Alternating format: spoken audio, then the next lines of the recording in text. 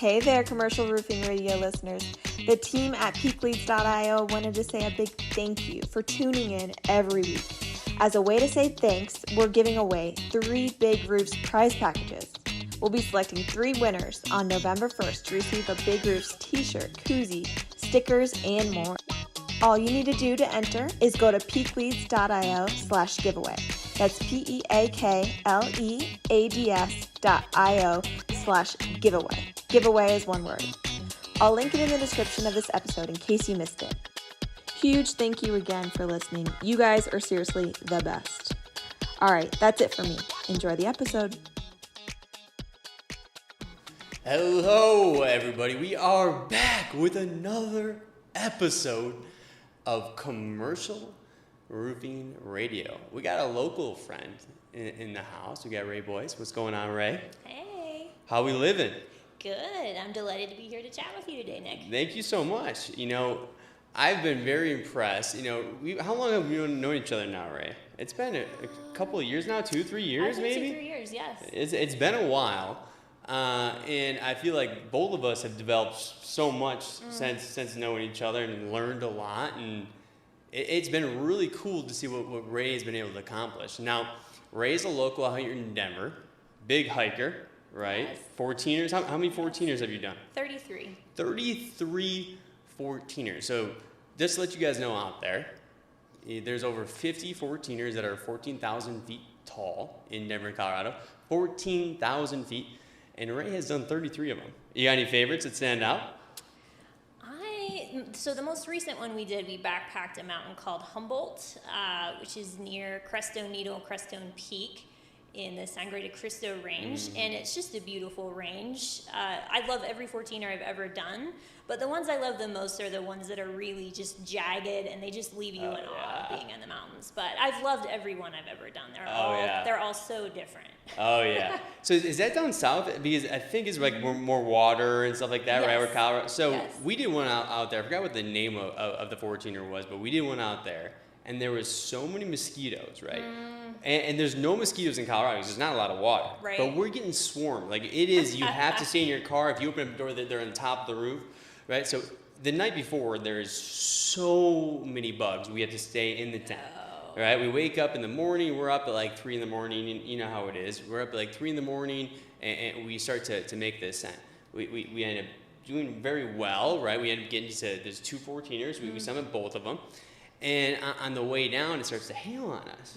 And my buddy messed up his knees, so I'm running down to try to get to the car, get everything cleaned up. Go to get everything cleaned up. And a bear must have, right after we left, ripped open my buddy's tent and shredded everything because there was dog food in it. So then I come back and my buddy's waddling, he's soaking wet, he's just gonna hail on, his knees jacked up, and he's trying to waddle back to the campsite, right? And he calls me, he's like, "Where are you? I think you can pick me a trip." Get him in the car. He is just not saying a word. He sees his campsite just completely destroyed. But you know, we didn't talk for an hour after that. But some of those stories of the things that happen are you know, laughable now. But yeah, Colorado. If you haven't done a 14er, I've taken a lot of people up their first 14er, and they say it's one of the coolest things they've ever done. It is. It is. I love the mountains. They have a lot of lessons, and there's no room for ego in the mountains. There's just not. It's just you and nature, and you got to be smart. Absolutely. So. Absolutely. So you have a background. You worked for some startups. Tell me a little bit about, did the startup world kind of intrigue you, or did it kind of happen? What was it? Yeah, I kind of fell into it. Right after grad school, I ended up going into a startup right at the beginning phase. I was employee number 1. And from day one, I just really enjoyed it. I learned how to be scrappy. I learned to wear all the hats that you do, you know, as a leader, as an entrepreneur, as, you know, employee number 1 at a company. And so I really enjoyed that. And I felt like it gave me such a good setup for the rest of my career. I spent probably the first decade of my career in startups, in various startups, wearing a lot of different hats. And my last company before I came into the roofing world was a tech company that went IPO. And so that was a really great experience for me to watch that company grow, scale, be part of the IPO process, And it also really solidified my love of data and being a data-informed company. And so I've brought that with me. And I'm a really firm believer that every experience you've had, as you sit and you think about your career for the past however many years, you think about your very first job you had maybe as a teenager, all the way to where you are now, and you think about how every experience you have had has shaped and molded and influenced who you are as a person, but also how you show up in your work world. Because I think we've all had really great experiences, maybe we've had good bosses, we've all had negative experience with really, really unfortunate people that we've rubbed shoulders with. But I think that has helped me personally grow the most, because you look at those experiences and you're like, I will never treat someone the way I have been treated. And if I'm ever in a position of leadership, then this is how things will go. And I think, you look at where you are today, and all of those experiences shaped who you are and how you show up at work today. Experience. It's exposure, really. Yes. It's like, how much exposure can you get? Because the quickest way to learn, I feel like, is hands-on, actually trying it. And when you're in a situation with a startup, you're doing so many different things, and you have to learn to... you have to learn quick is one of the things. Your ability to learn fast is going to be a huge asset, and the more you challenge yourself to get out of that comfort zone and take on new challenges and learn new things, that's going to become a huge asset for your entire career. And that will go into every part of your life and the way that you look at obstacles. Yes. So with the startup, though, that you were able to, be a part of and then see you guys go IPO, why do you think that company had that success? I mean, that sounds fantastic, right? What was it? I mean, could you feel it? Did you know that the company kind of had what it was, what it took to get to that point? Sure. They scaled really at the point when I got brought on. They were scaling rapidly, Nick. So it was a tech company. They were based out of Boulder before they moved to Broomfield and the tech center. But we were hiring. I was onboarding groups of 20 at a time. At that point, we were recruiting, we were onboarding, we were training. Just massive amounts of people, and our headquarters was in California, and then we went global, and so it was just an immense effort, growth, scaling. The leadership team was really solid, and it was really neat to be a part of. So I was really grateful for that experience. Is there anything like procedures or operations or just the format, structure of the company that you think that scale was a successful scale, right, where it wasn't extremely messy? Because I feel like you see some companies that they scale and they have a very aggressive growth, and it ends up just being a mess. Yes. So I do want to preface that by saying they had been around for 20 to 30 years before the point that I came on. And so they had built a really strong foundation. They'd built a really strong user base. And then I felt like they did such a tremendous job of growing and scaling at that rate. At times it felt a little bit overwhelming as part of the implementation team, but they had done such a solid job of building out their software, knowing when to prioritize which pieces and knowing when to actually retire pieces of their software that were no longer serving their user base.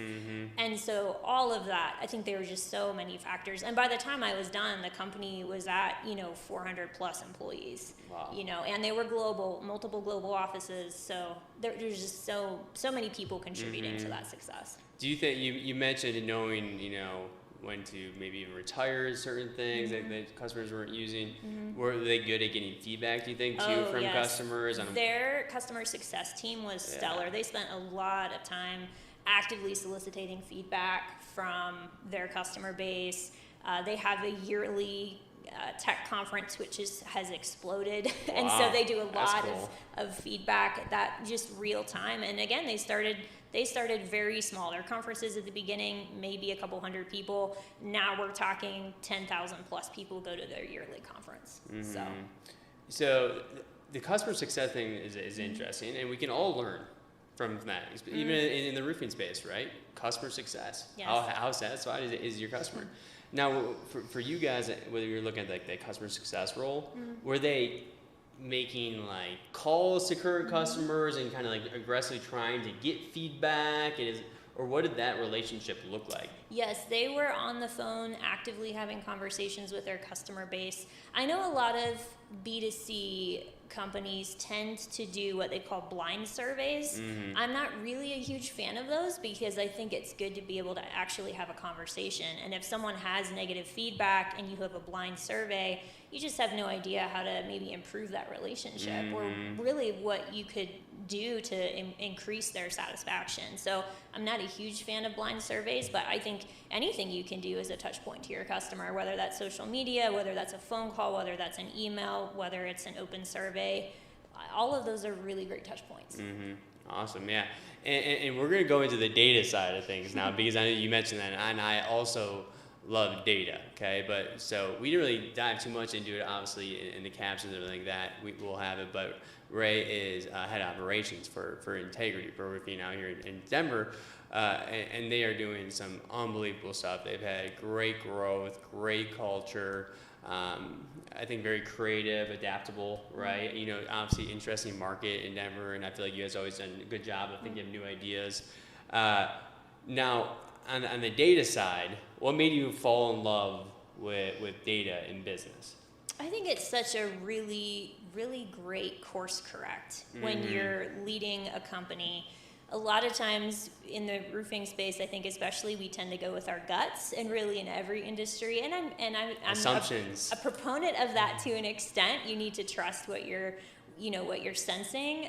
But I love data because it's black and white, and you can see really clearly where you're lacking. You can see where growth opportunities are. You can see how to coach your team, whether that's your sales team, your ops team, your production team. And I think it's so important to be data informed as you grow your company. Data informed is not only good for you, but it's just the fair thing to do for your team as well. Because when you're making assumptions, a lot of them is judging your team. Yes. And now all of a sudden you're going to these conversations with no data. You have a perspective based off of, you know, as an owner, maybe you run around doing a million things, but for some reason your perspective is they're not executing. You have no idea what their numbers is. Is there a value to their performance at all? So the better you can be at having that data, the better. And the thing is you, I don't know, the better you get to with it, also you start to understand what numbers really do matter most, and then how to kind of reverse engineer it. Be like, hey, if I'm looking at sales, all right, well, it's not where I want it to be, but what are the other activities that we're doing? Are they kind of in line where they need to be? We know it needs to be door knocked, or needs to be phone calls, or Right. And so the data side thing can really, really change the company. How are you guys using it then internally? How do you guys kind of view data for Integrity? Sure. So a couple things. Every department has KPIs, key performance indicators, like a lot of companies. So whether that's our sales team, our operations team, our production team, they all have, you know, internal numbers that we review every 3 months. We have something called quarterly think sessions. So we sit down with our team members individually, we review the metrics, we see how things are going individually with their key KPIs. And then, of course, just broadly across company metrics, obviously we're taking a look at accounts receivable, we're taking a look at our production cycle days, we're taking a look at really specific sales metrics and, you know, how long between the time, I mean, really as granular as what's the time between you had an appointment and how long did it take you before you sent out your estimate. We track all of those things because why is that so important? That speed right there. So you said from when you had the appointment to the time you actually sent your proposal. We actually track that number because speed is often the name of the game here in roofing. And so the quicker you can turn those numbers around, we've found the better, the faster you're going to be able to build that relationship. That touch point can happen a lot faster because our sales guys always follow up and say, hey, we've sent your proposal. Just want to make sure you got it.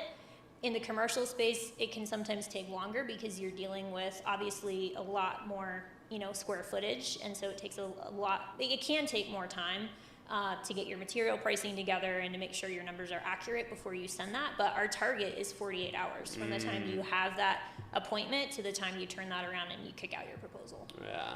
See, that's good, and that's a unique one that I like a lot. You hear a variety of different KPIs to be looking at, but to be like, all right, how long does it take for us to get this proposal out?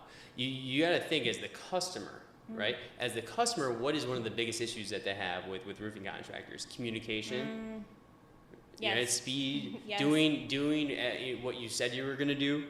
So if you're able to be one of the people where you're like, hey, we take pride, like this is our KPI, and how quickly we can get you the information and solution that you need in a proposal. Yes, yeah. So something else internally, as part of our innovation, is a really big part of our culture, and one of the things that we're doing this year, we're at the tail end of a 6-month pilot on the 4-day work week. And so as part of that 4-day work week, the 3 metrics we're really keeping an eye on to see, is this sustainable for our company? So we keep an eye on accounts receivable.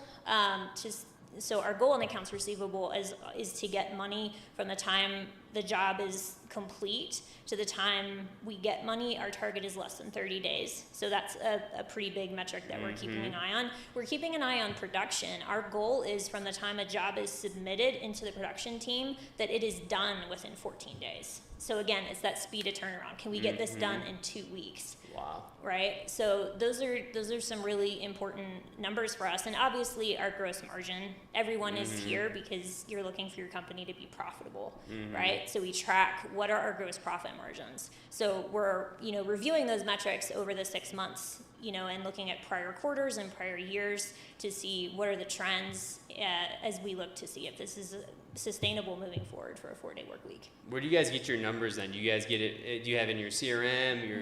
You have put them in reports in the CRM? Yes, everything is in our CRM. Yes. And then the 4-day work week, we got to at least expand on that a little. We can't just drop that and then not even touch on it, because it was interesting. I think Johnny actually told me that you guys were doing that, and I was interested too. My girlfriend's aunt, she said that they were doing it, and so I was like, hey, we'll start with 4.5, right? So we started doing 4.5, but I don't think I had it probably set up. And it was also one of those times where hey, when I implement it, I made some other bad decisions that I had to make, pay the consequences for. So it was hard to really tell, so I'm interested in it one day.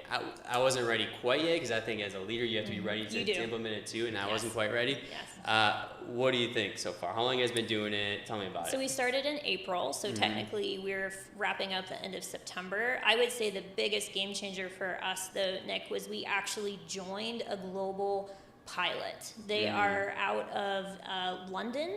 But they were the ones who actually originated the very first 4-day work week, which I believe was in New Zealand. And they saw just immense success.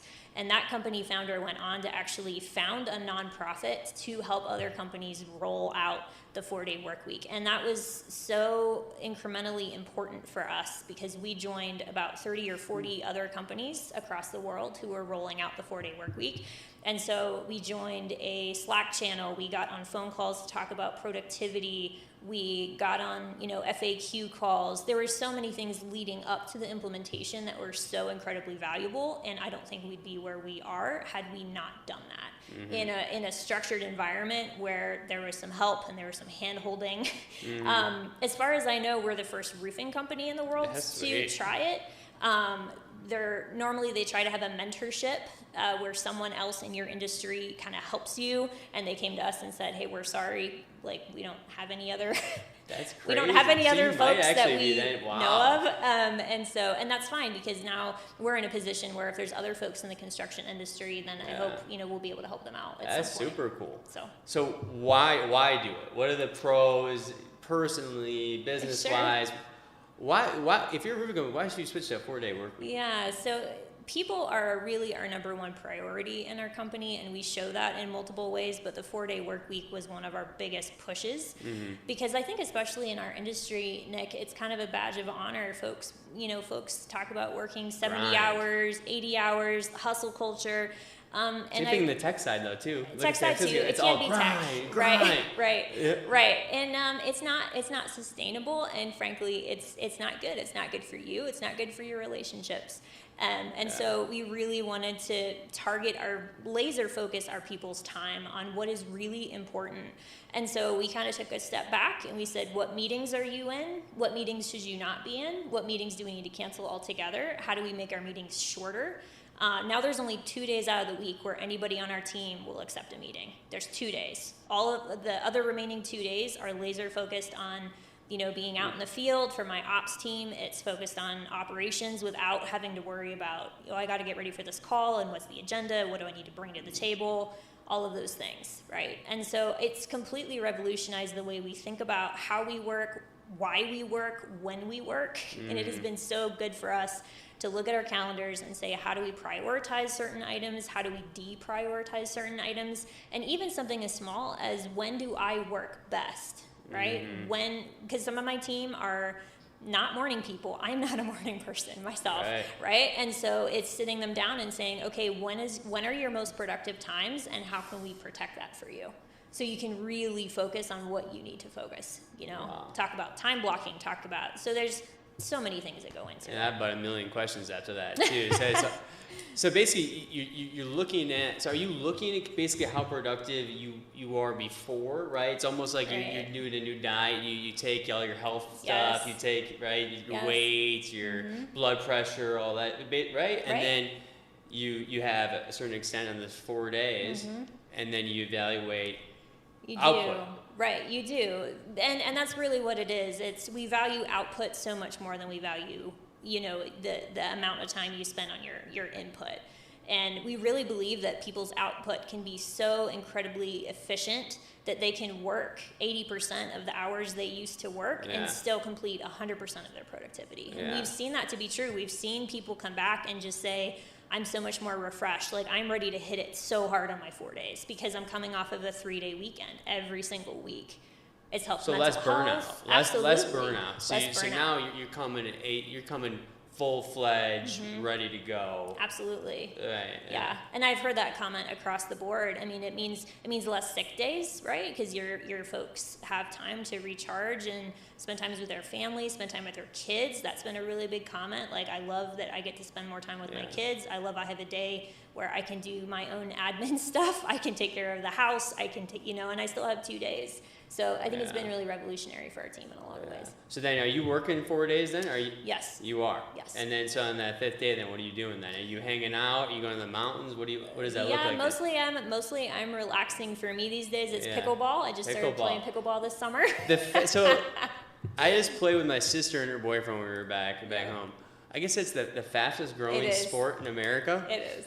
Why is it? Because I only got to play like one game. You think it's just a lot of fun, or? Oh, it's so much fun. Yeah. When I was a teenager, I played tennis, and going from tennis to pickleball it's so fun because it's a smaller court. Yeah. It's a different. It's so much fun. I don't know if I've ever had this much fun playing a sport before. Yeah, that's cool. Yeah. See, I prefer to go get really frustrated playing golf after work by playing absolutely terrible. That's how I relax. Well, there you go. you could do that on your day off, Nick. So, yeah, exactly. Yeah. Well, we'll have to think about that. So do you think because of the refresher that if you took 2 people who are high achievers producing, they have, the meeting agendas, they have kind of the rules in place, that person who in 4 could get as much done as the person in 5? Or do you think maybe you don't necessarily need that much output? How do you view that? Yeah, so reframe your question for me. Yeah, so if you had 2 people who are very efficient, right, and are following the model, do you think that almost it's a benefit, that person in the 4 days, because they're going to feel more refreshed, so their output's going to be better, even if the other person's more efficient because they're kind of wearing down? Yes, that's 100% true. And this is the other thing about the 4-day work week. We are not asking folks to work 4 10s, right? This is 4 8s. 4 8s, yeah. Right? So I absolutely think that's true, because I think what we see a lot, of course, this is in office culture. My team is 100% remote, and we have been way before the pandemic. But in office culture especially, I feel like you lose so much time just with various things. Someone comes and swings by your desk, and that's not a bad thing, but it could be like an hour. It starts to add up, it adds up. And You add your commute time and the exhaustion that takes, from just driving to and from work sometimes, depending on how long that is. And all these things, I think, really, really add up. And so if you can give someone a dedicated 8 hours of time where they have a lot of agency over what's happening in their day and how they work best, that takes a lot of trust in your team to be able to give them the ownership to say, you tell me, when are you most productive, and let's figure out how we can make you the most successful in your role. Mm-hmm. And you have to have a lot of trust. And I hate micromanaging. I think it's the worst leadership style ever. And so when I hire someone, it is with the trust that you have my trust until you break it, and then maybe we'll need to have some coaching conversations, but I will never micromanage my team, right? We brought you in because you are smart, you are efficient, we think you're a fantastic fit and a great human being. Mm-hmm. And so we're going to ask you to do this, and we're just going to, monitor your output and let you do your thing. Mm-hmm. Amen. I think that the training and the onboarding stuff is very important, but the most important in my mind is the hiring. It's getting the right person. Absolutely. And I learned too is, if you get somebody who might not even have the experience that you're looking for, but like the right mold for the potential to fit that, and they're very excited, very good attitude, want to learn. Oh, that's what you want. That's absolutely what you want. That's what you want. And then you don't have to worry about the micromanagement. If you have to worry about the micromanagement, chances are you might not have the right person on the team. No, that's true, right? Yeah, because I think like the most efficient teams, they can't have micromanagers, because now they're wasting their time doing that. Yes. So yeah, I see all these articles and TikToks on people and how they're trying to fool their bosses because their bosses are monitoring their Slack channels, or they're looking to see if they're active on Teams, and I just roll my eyes and I'm like, there's so much lack of efficiency there. Yeah, right. Oh yeah. And then too, that's like, then that means they're probably not very excited about work. Like the top performers, in my mind, they're excited, they're bought in, right. And then also too, they don't want to let anybody else down. Especially if you're in a smaller team, there's a lot of weight on your shoulders, so you don't want to let people down. So, well, I'm impressed with that. I think that's pretty cool. Do you have any tips for anybody out there who might be interested in starting a 4-day work week? Yeah, one thing I did want to mention, since there's other roofers watching, so we did split our time. So everyone works a 4-day, but my team works either Monday to Thursday or Tuesday to Friday. So we have our typical 5-day coverage. And we're open, 8 to 5, Monday to Friday. My team does not work on weekends. So that's one way you can think about that. I also cross-trained my team. So if there's a day where, somebody's out, our customer service can still continue. We have an inbox that's shared, that there are rules on how we share the inbox and how the inbox gets worked. But there's never a drop in coverage. There's never a question on what's happening with this person on this day. Everyone is really, really informed. And that comes down to really, really tight training and communication. And do you have your processes in place? And so that was something, it was really good for our team to go through too. Yeah.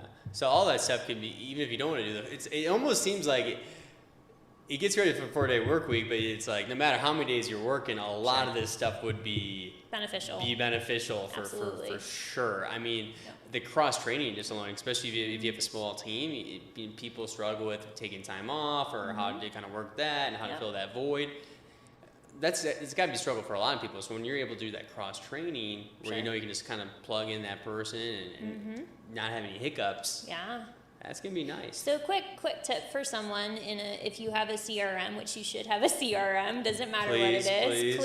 Please doesn't matter. Yeah, please implement one. What is the best CRM? The one you use. I don't know if you ever heard that joke, but I haven't. I like it. Yeah. I would agree with it. So whether it's AccuLinks, JobNibbit, whatever you're using, typically you can set up your CRM to trigger an activity or a task. And so what I do with my team is actually when that trigger goes out, the instructions for how to complete that task are automatically included with it. So for example, if my admin needs to send out a final invoice, there's really clear line by line instructions on this is the process. And so again, shared inbox, at some point, if something happens to my admin and someone else is stepping in, they may not be 100% trained on how to do it, but if they can read and they can follow instructions, they can complete the task exactly as it needs to be completed. So that's a really quick kind of tip trick. If you have a CRM, just put your SOP right in the task reminder, and then whoever gets it can follow it. Bam, look at that. Dropping bombs, Rae. I love it. All that stuff is super good. And like Rae said, she said a lot of great stuff, but the foundation is just get a CRM. I'm sure people have been screaming at you, people have been telling you get a CRM. And then if you're not tech savvy, invest in someone to implement it for you. The big thing with the CRM implementation is you need to customize it to you, and you need to make sure your team gets trained on how to utilize it. And you have to make sure that the CRM feels like it's a tool and a resource rather than something that people just have to take the time to fill out, right? How is there, ask your implementer or whatever it might be, is there tools or different things we can do that's going to remove or make, remove certain things that they have to do or make their job easier? Yes. That's how you're going to win with it. It's true. Yeah, you have to make user adoption something that's a no-brainer. How do you solve your team's pain points, right? And that's how we've built our tech stack over the years is, all right, how does this solve a pain point either for our team or for our customer? And we're not going to implement, a new technology unless it checks off those boxes. And that's a great word too. And we use that internally, but for those out there that might not know, tech stack is, how can you pretty much take different technologies, integrate them together to make one powerful tool. And having somebody on your team or looking for some kind of consultant that's good in those areas could go a long way, because you could be a complete mess in certain areas without even really knowing it because it works for you, but you could be saving time, money, if you connect everything together. And if it all goes in one spot like that CRM, now everybody's going to that one spot. We implemented 2 CRMs, right? And it doesn't matter. So for us, we did Freshworks for the first one. It was a great tool, but the way I set it up really wasn't benefiting the team. It was more of, hey, they had to go in and manually do stuff. And then we switched over to Zoho, and we just integrated a lot more tools. And it's been a huge resource for them. They're in it all day, every day. And now you're like, wow, I don't know, like, what I do without that now, right? You run the company differently. Yes. So get the CRM. Yeah. And the other thing I would add to that, as you think about adding to your tech stack or adding technologies that are helpful, try to look at technologies that will sync and integrate into what you already have existing. Because the other thing you don't want is, 5 different applications, none of them talk to each other. You're going to have a really hard time with user adoption on your team. If you don't get technologies that integrate. And in today's day and age, in tech speak, there's a lot of APIs that will be able to integrate depending on what CRM you're in. So thankfully, we live in a day and age where pretty much everything can integrate. But that would be my other piece of advice. And we could go on and on with this one. I mean, if you're switching different tools or whatever it might be, hopefully the CRM stays the same for a while, and then the other tools can kind of come and go a little bit, but you have like that main foundation. Because changing that one is a big pain. It's a lot of work. So hopefully you can build where you can keep that, and then kind of build from there. So, and also too, if you're on your 5th or 6th different CRM, it could be the CRM, it could be you growing, or it could just be not the right thought process when you're going into implementation. And so maybe just be a little bit slower and thorough in understanding what you're trying to achieve from it. So, well, hey, I know we only have too much more time here. So what we're gonna do is we're gonna close it out. We have a game, all right? And then after that, we have, I'll let you just pretty much close it out. So you can give us a book idea, a quote, a life I don't really care what it is. You can say whatever you want. Okay. All right.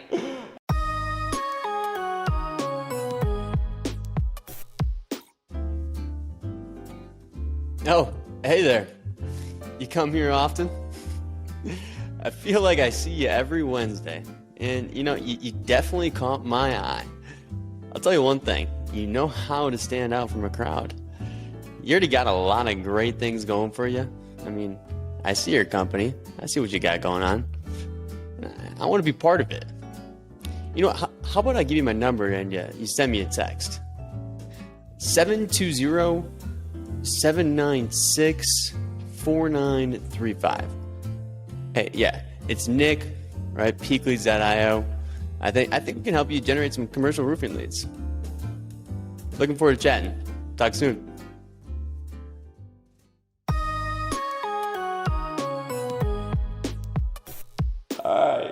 Let's see here. So I got to turn down the brightness here. I can't let anybody cheat. We're gonna be playing Who Wants to Be a Roofing Millionaire? Okay, so you have two lifelines. You have a 50-50, which will remove two of the wrong answers, leaving you with a 50% chance of getting the answer correct. And the other one is phone a friend. All right. So you can call a friend. I don't care what they do. They can look it up online, whatever it is, but they got to answer. If they don't answer, you lose the lifeline. Okay. All right. So first one. Now, also the questions, they're more about you than roofing. So, we know you're a big, huge outdoors person living in Colorado. How many national parks does Colorado have? Is it A, 4, B, 2, C, 5, or D, 3?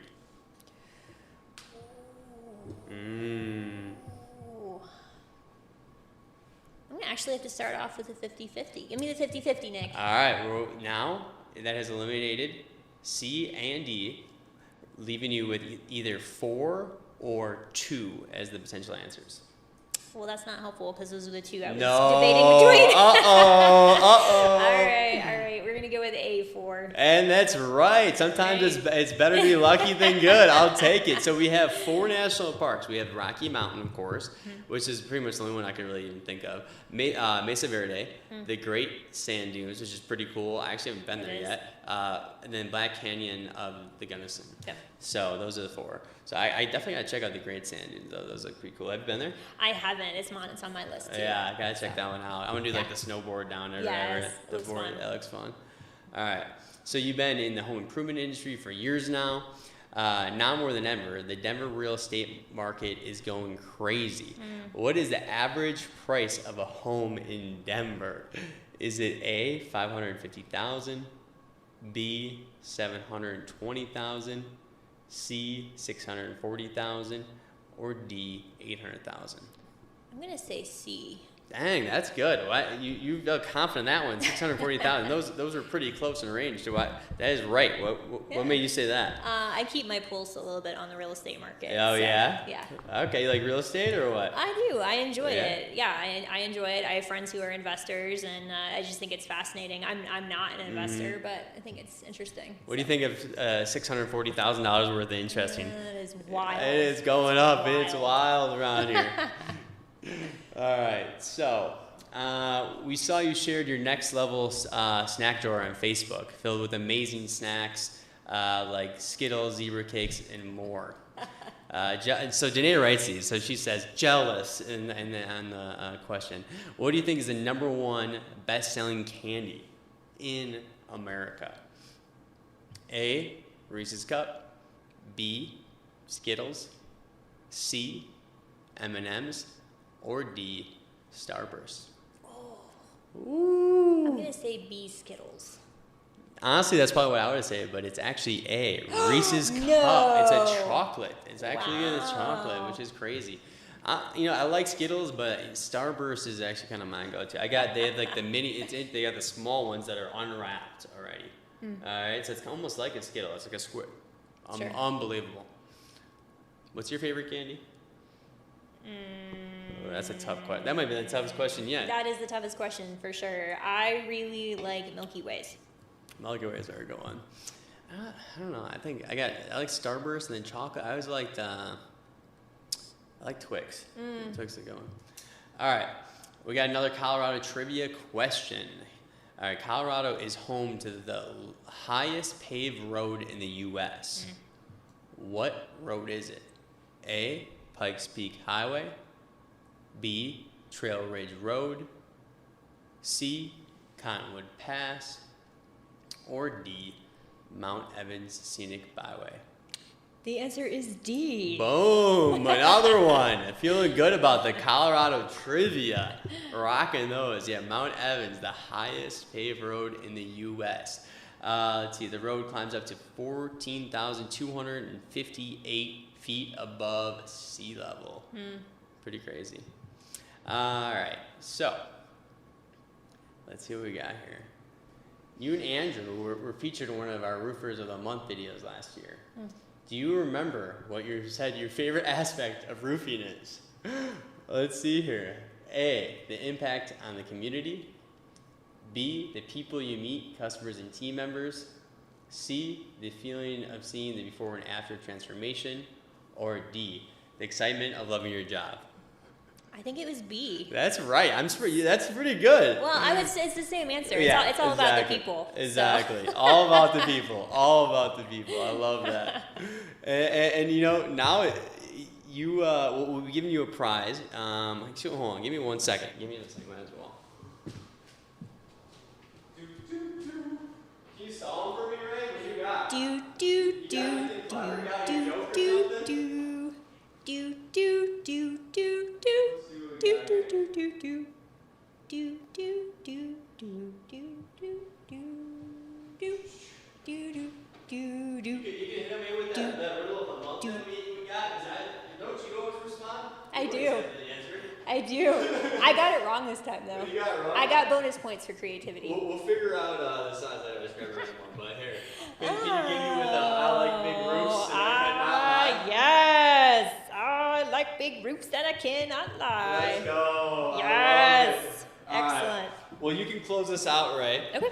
So with whatever you want to say to the viewers, close this out. It's time to go home. All right. So I will leave you with something I just learned the other day. There's been some recent research. The leading key predictor of success in leadership is self-awareness. So shout out to everybody who is in leadership, running your companies, trying to build and grow. This is my encouragement to really work on your internal growth and your self-awareness.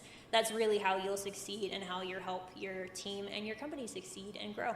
Good to know. I'll have to work on that. And I have been working on self-awareness. And what's funny about self-awareness is sometimes you think you're good at self-awareness, but you're really not. Your perspective is actually wrong. You're looking at your perspective still. So self-awareness is a great one to work on. Empathy, too, is another one that I'm working on as well. Empathy, having empathy and understanding whether it's the customer or someone internal, whatever it is, right? Always understanding how they're feeling. So I love it. Thank you so much, Rae. It's been a pleasure. Yeah, thanks for having me, Nick.